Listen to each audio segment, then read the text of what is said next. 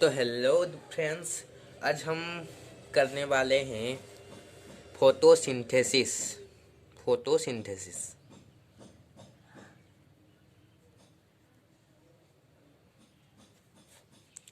तो फोटोसिंथेसिस को समझने से पहले हमें क्या करना पड़ेगा, एक पौधा बनाना पड़ेगा। ये है एक पौधा और ये है उसका लीफ।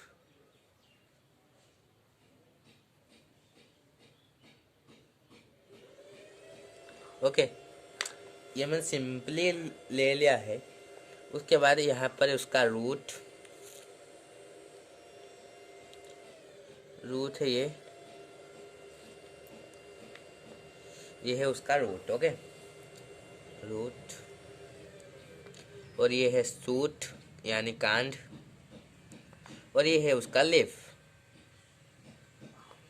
तो क्या होता है, हमें फोटोसिंथेसिस को समझने, इक्वेशन को समझने से पहले हमें यह समझना पड़ेगा कि जो एटमॉस्फेयर से जो अंगारकाम्ल आता है वो कैसे आता है।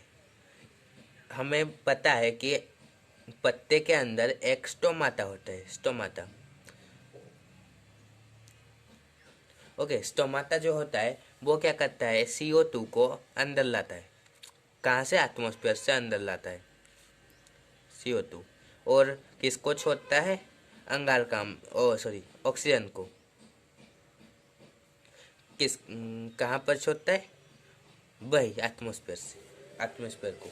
ठीक है, उसके बाद हमें क्या करना पड़ेगा, यहाँ पर इक्वेशन क्या दिया गया है हमें, CO2 + 12H2O।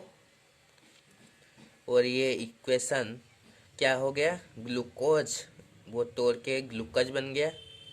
ग्लूकोज + 6 ऑक्सीजन + 6 जल।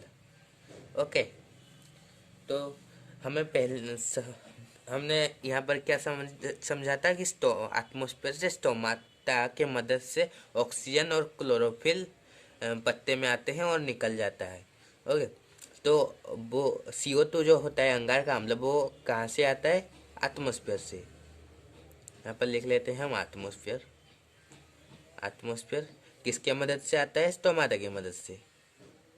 स्टोमाटा की मदद से आता है। और जो H2O होता है वो कहाँ से आता है? सॉइल से, सिंपली सॉइल से। कौन उसको पत्ते के अंदर छोड़ता है? पत्ते के अंदर कौन लेके जाता है उसको? जाइलम लेके जाता है। ओके, जाइलम के मदद से वो सॉइल से H2O आता है। उसके बाद क्या होता है, यहाँ पर ऑक्सीजन नहीं, यहाँ पर जो सनलाइट होता है वो कहाँ से आता है? सन से। हम यहाँ से प्यारा सा एक सन ले लेते हैं। सन, वो कहाँ से आता है? सनलाइट सन से। और सनलाइट किसके मदद से आता है? क्लोरोफाइल के मदद से। क्लोरोफिल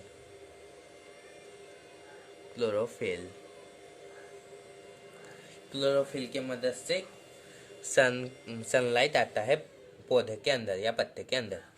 आने पर क्या होता है, लीफ में जाता है। लीफ में जाने के बाद वहाँ पर खाना बनता है। खाना, इसीलिए हमें लीफ को कहते हैं किचन ऑफ प्लांट। तो वो पौधे का रोस्टरी घर। Okay, kitchen of plant. उसके बाद ग्लूकोज, वो तोड़ बन के क्या होता है, ग्लूकोज बन जाता है।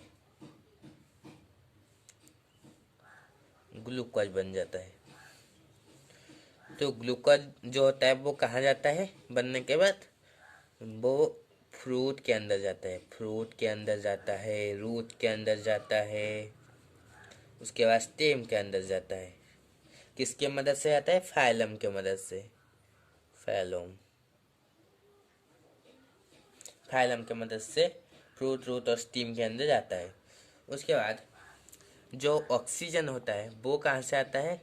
वो उसका क्या होता है? वो क्या होता है, एटमॉस्फेयर में घुल जाता है। किसके मदद से? Atmosphere atmosphere. किसके मदद से?